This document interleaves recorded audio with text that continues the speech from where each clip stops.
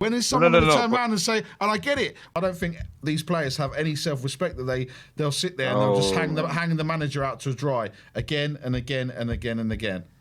They hung out Poch. They hung out Jose. They hung out Conte. who hung out Poch? Who hung out Poch? The None players. of these players are here.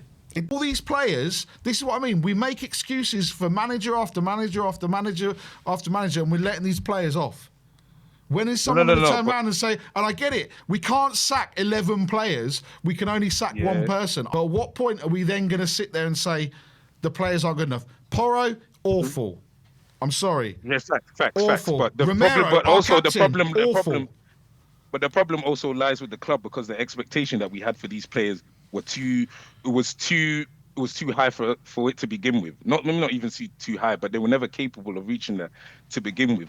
You look at someone like now Pedro Porro, Palhinha, the Colomwani that you're mentioning, the even players like Romero and stuff.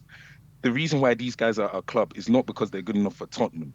It's because they weren't good enough for teams like Juventus, teams like PSG, teams like Bayern. And then we now get them and tell them to take us to that level of Juventus, PSG, and Bayern. So it's like we're setting them up to fail in the first